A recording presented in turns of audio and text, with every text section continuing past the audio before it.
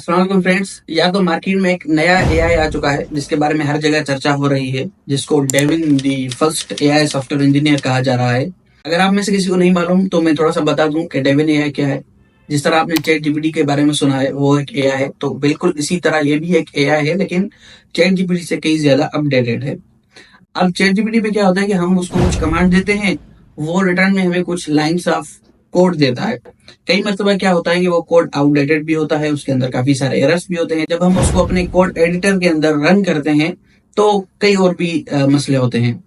लेकिन भाई डेविड ये खुद से कोड को लिखेगा और प्रोजेक्ट को रन करेगा। इसके पास अपना एक टर्मिनल है जिससे ये कोड को डीबग करेगा। अगर कोड के अंदर कोई बग है तो उसको रिजोल्व करेगा एंड कोड को रीरन करके हमें बिल्कुल एक क्लीन कोड प्रोवाइड करेगा।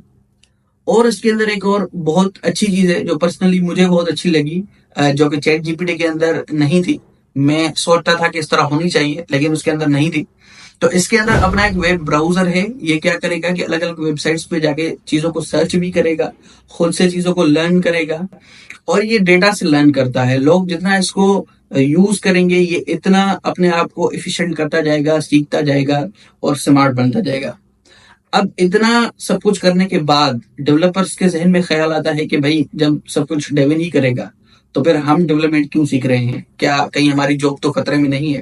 तो यार जब भी कोई एआई एक इन्वेंट होता है ना तो हमारा काम ज्यादा प्रोडक्टिव होता है, ज्यादा आसान होता है, ज्यादा फास्ट होता है। बिल्कुल इसी तरह जिस तरह चैट जीपीटी आया था, ऑटो जीपीटी आया था, मिड जर्नी आया था और बार्ड आया था। तो ये हमारा काम एफिशिएंट बनाता है, ना कि ये हमारी कोई जॉब खा जाएगा। तो यार जब भी कोई चीज इन्वेंट होती है ना तो मेरा ये मानना है कि उससे काम बढ़ता है। हो सकता है घटता भी हो लेकिन वो बहुत ही रेयर केसेस में, लेकिन काम बढ़ता है।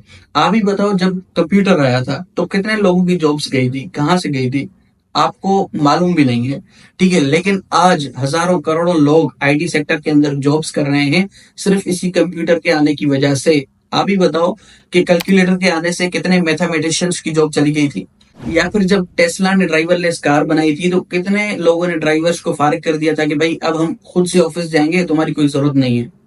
अब आप मुझे ये बताओ कि यार क्या कोई बड़ी कंपनी एआई को हायर करेगी कि यार आज से ना हमारे हर प्रोडक्ट की डिटेल्स एआई ही लेगा और डेटाबेस डिजाइन भी एआई ही करेगा, कोड को भी एआई ही लिखेगा और प्रोडक्ट को डिप्लॉय भी एआई ही करेगा?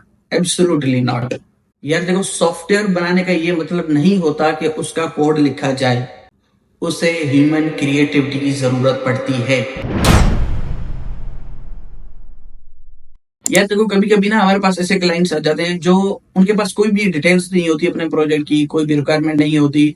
वो जस्ट हमसे ये एक्सपेक्ट कर रहे होते हैं कि यार हम समझें कि वो क्या बनाना चाह रहे हैं। फिर हम उनको चीज बना के दिखाते हैं, एक डेमो देते हैं कि यार आप ये चाह रहे हो।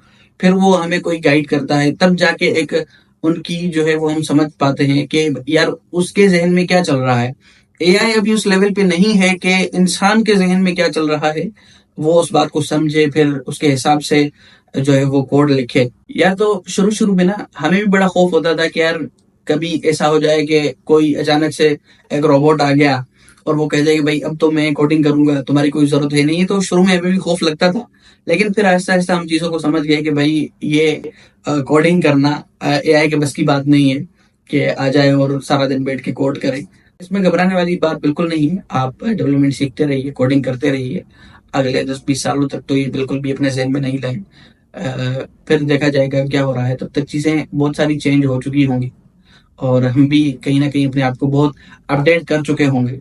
सो तो यार बस आज के लिए इतना ही। फिर मिलते हैं किसी नए टॉपिक के साथ, इंशाल्लाह मिलते हैं अगले वीडियो में। तब तक के लिए अल्लाह हाफिज।